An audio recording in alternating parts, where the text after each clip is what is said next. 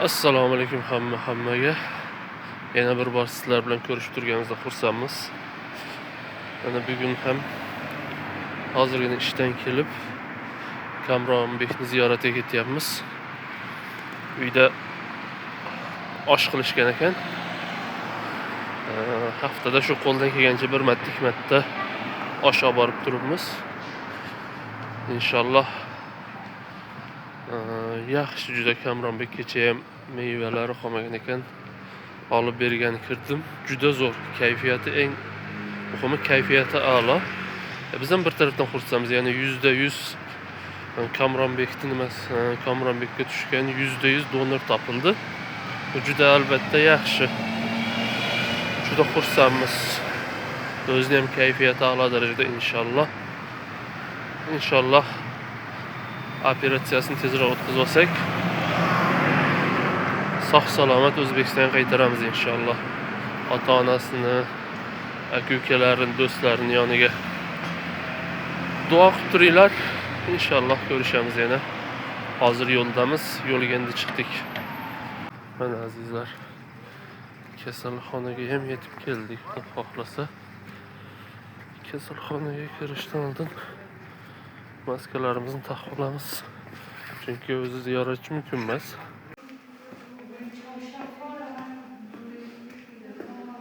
Mana hozir ichkariga kirdik. Tashqarida qo'riqchilar bor edi, videoga olish mumkin emas edi. Endi ham ichkarida olyapmiz.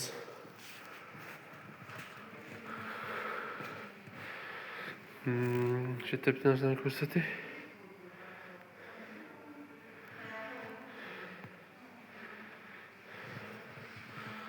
To'rt oy oldin shu O'zbekiston bilan hamkorlikda, onkologlari bilan hamkorlikda tajriba almashishgan.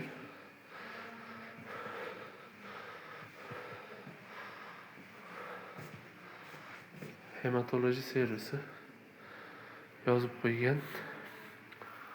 Hasta ziyorati kesinlikle yasakdır. Yani bemorni ko'rgani kelish, ko'rgani kirish mumkin emas. Endi biz bir şekilde kiramiz inşallah. Eshikni ochsa bo'ldi.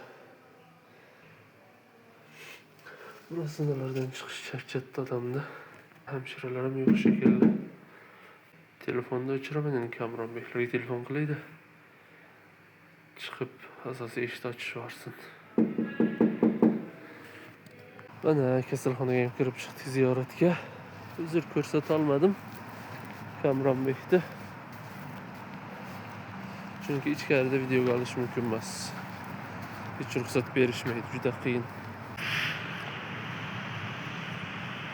Hop, mana yarim yo'ldan yurib keldik. Fursatdan foydalanib shu ba'zi bir narsalarni aytishim kerak. Anchadan beri video qo'ymagandim, yaqindan beri video qo'yishni boshladim. Shunga yarasha murojaatchilar ham ko'paydi. Ko'p murojaatchilar telefon qilyapti, yordamchi bo'ling deyapti. Analizlarni, tashxislarni, qog'ozlarni tashishyapti, doktorlarga ko'rsatyapmiz. Doktorlar kesin yordamchi bo'lamiz shunaqa vaziyatda, shu vaziyatda, kasalligi shu darajada. Ama hammasi pulga kelib taqalgandan keyin voz kechishyapti. Bugun ham kecha ham bitta akamiz murojaat qildi, ayolimni shu oshqozoni bezovta qilyapti deb. 2-3 doktorga bordim. Hammasi har xil tashxis qo'ydi deyapti. Bu yerga ko'rsatdik, bu yerda ko'rsatgandan keyin oshqozonda infeksiya bor. Ya'ni u infeksiya qanaqa?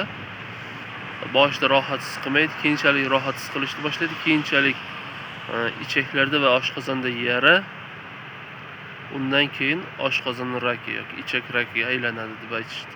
Hozir kundagi virusning holati deyapti, juda ham rivojlangan deyapti. Ya'ni tayyor holatda, ya'ni bu bir anda kasallikni jiddiy holatga olib kelishi mumkin deb ogohlantirdi. Ya'ni ham aniq tashxis emas bu. Chunki ko'plab doktorlar O'zbekistonning tashxislariga unchalik ishonishmaydi. Kesin dedi, bu yerda 2-3 ming dollarga biz kendimiz aniq tashxisni qo'yib beramiz. Ikkita doktorga ko'rsatdik, ikkalasi ham aynı fikrda. Kesin 2-3 ming dollarga aniq tashxisni qo'yib beramiz deyishdi. Telefon qilib aytdim. Aka, shunaqa vaziyat kelishingiz kerak. Shunaqa aniq tashxis qo'yilishi kerak dedim. Pul tarafdan qiynalib turibman. Fevrallarga boraman deyapti. Ya'ni orada 2 oy bor. Kechirasizlar-u, bu u akaga tegishli emas, hammaga tegishli. Bunaqa kasalliklarda bir kun ham xanna. Ya'ni 1 kun, 2 kun, 3 kun, 1 hafta u kasallik hozir 2-3 mingga bitadigan narsangiz ertaga 10-15 mingga ham bitmaydi. Juda ko'pchilik shu orqasidan murojaat qiladi. Kasallikni boshlanishida murojaat qilishadi, ko'rsatamiz, doktorlar kelsin deydi. Masalan, ko'proq saraton, oqqon, masalan ko'proq saraton telefon qilishda shu yerda o'simta bor, 20-30 ming dollarga bitadi, operatsiya qilib beramiz. Aytamiz, yo'q deydi, bu qimmat ekan, buncha mablag'imiz yo'q, keyin ko'ramiz deydi. Yarim yil, 1 yil O'zbekistonda davolanadi. Davolanganda turli xil ximiyalar, dorilar olgandan keyin immunitet o'ladi. Keyin yana murojaat qilishadi. 20-30 mingga bitadigan ish endi 50-60 mingga ham bitmaydi. Chunki bu yerda doktorlarning shunisi yaxshi, ochiq oydin gaplashadi siz bilan. Ochiq aytadi. Bekordan bekor deydi, qarzga botma deydi. Foydasi yo'q endi deb aytishadi. Juda ko'p shunaqa narsaga to'g'ri keldik. Hozir ham Alloh yordamchilari bo'lsin, 4-5 ta bor. Ya'ni O'zbekiston Namangandan bor, Qoraqalpoqdan bor, Jizzaxdan bor. Yordamchi bo'linglar.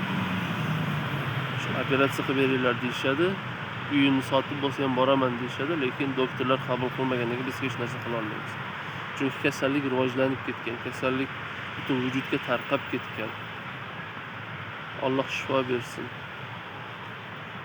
Bunaqa kasallarda eski odatlarni yig'ishtirish kerak. Illoki yiqilganimizdan keyin birlari ko'tarib olib borish kerak emas kasalxonaga. Iltimos sizlardan diqqatga olinglar, ayniqsa bunaqa saraton, oqqon kasallari bo'yicha. Juda ko'pchilik shuni nazarga olmayapti. Hozir pulim yo'q, 1-2 oydan keyin boraman. U 1-2 oydagi hozirgi to'plagan pulingiz 1-2 oydan keyin aniq yetmaydi sizga. Chunki 2-3 ming dollar bilan davolanish kerak bo'lgan kasallik 1-2 oydan keyin 10-15 ming bilan 10-15 ming dollar bilan davolashga to'g'ri kelib qoladi. To'g'ri, qimmat Turkiya, Rossiyaga nisbatan, Hindistonga nisbatan qimmat, lekin xizmati ham shunga yarasha. Keyin bu yerda doktorlarning eng menga ma'qul kelgan tarafi qo'lidan kelmadimi ochiq aytadi. 4-5 ta bo'ldi bunaqa kasallarimiz. Kelishadi, operatsiya qilish kerak. Bosh miya bo'lsin yoki suyak saratoni bo'lsin, bular boshimizdan o'tdi. Kelishadi, kasalxonaga yotqizamiz, jarrohlar tekshiradi, ochiq aytishadi. Yo'q, meni qo'limdan kelmaydi. Ibn Sino kasalxonasiga olib boringlar, yaxshi bir jarroh bor, u operatsiyalarni qilib bersin. Haqiqatan bordik, miyani operatsiya qildik. Juda chiroyli tarzda operatsiya qildik. Yoki suyak saratoni. Ular ham ko'rishdi, yo'q biz qila olmaymiz deyishdi, oyoqni kesishga to'g'ri kelib qoladi deyishdi, oyoq suyagi deydi. Shu onkologiya kasalligi kasalxonasiga boringlar deyishdi. Germaniyada o'qigan yosh mutaxassislar bor deyishdi. Haqiqatan olib bordik. Juda chiroyli operatsiya qilib berishdi. Alloh rozi bo'lsin. Ba'zi bir doktorlar o'xshab, sen meni kasalimsan, men seni o'zim yaxshi ko'raman demaydi. Yoki bo'lmasa bitta bolajonimiz bor edi. Yo'g'on ichayida o'simta bor edi, doktorga operatsiya qildira olmadi. Yalindi, yolvordi, ota-onasi qilib ber deyishdi, yo'q dedi. Chunki bu yerda 1-2 santimetrlik narsa emas, 1-2 millimetrlik narsa haqida gap ketyapti. Ya'ni men 1-2 millimetr yonga siljib ketsam, bola bir umrga buyuk hojatini tutalmaydigan bo'lib qoladi. Yo'g'on ichak dedi yani. Bir umrga buyuk hojatini tutalmaydigan nogiron bo'lib qoladi. Men bu ishni qilmayman bola uchun deb ko'nmadi. Ota-onasi nimalar deb ko'rdi, hamma narsa deb ko'rdi. Qilmadi yani, qildira olmadi operatsiya. Shu taraflari yaxshi, shu taraflari juda maqtashga arzigulik. Qo'lidan kelmadimi ochadi. Professor bo'lsa ham aytadi. Yo'q, meni qo'limdan kelmaydi.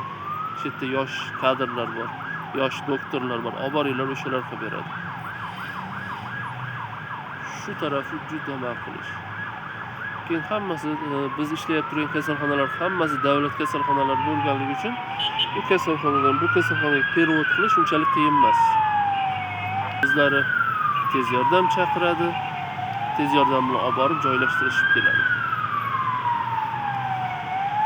Ya'ni nima demoqchiman? Tezroq harakat qilish kerak bunday kasalliklarni to'xtatish uchun. Mana orqamda Etlik shahar kasalxonasi bor, juda katta kasalxona. Yani bemor olib kelishyapti. Alloh shifosini bersin. Iltimos biroz oldin harakat qilinglar. Hozir kuni juda ko'paygan O'zbekistonda, nimaga bilmayman bu kasallik. Men kecha kuni bu Kamronbekning doktordan so'radim, nimaga bizda ko'paydi desam, senlarda rivojlanish endi boshlandi. Rivojlanish natijasida davlatga turli xil narsalar kirib kelish ko'paygan. Masalan, yeb ichlaringga diqqat qilinglar. Har xil masalan kirishki yoki tez tayyor bo'ladigan hot dog, gamburger bunaqa narsalardan voz kechinglar. Biz bu jarayondan o'tib oldik. İnsanlarimiz bu jarayonga moslashdi, ammo sizlardagi endi kirib kelyapti. Shuning uchun ko'payyapti deb aytyapti. Yani bunaqa narsalardan uzoq turinglar. Farzandlaringni ham, o'zlaringni ham uzoq tutinglar. Eng ko'p kasalliklar shulardan kelib chiqadi. O'zlaringni ehtiyot qilinglar. Turkiyaga kelmoqchi bo'lganlarga yordamimizni beramiz, qo'limizdan kelganini. Hech tortinmanglar. Hammalarning e'tiborlari uchun rahmat. Shu kanalimizni rivoji uchun, shu videomizni ko'proq tarqatishda yordam bersalaring. Biz ham qo'limizdan kelgancha o'zimiz vatandoshlarga yordam berishga harakat qilamiz inshaalloh. Hammaga sog'lik, salomatlik tilab qolamiz. E'tiborlaring uchun rahmat.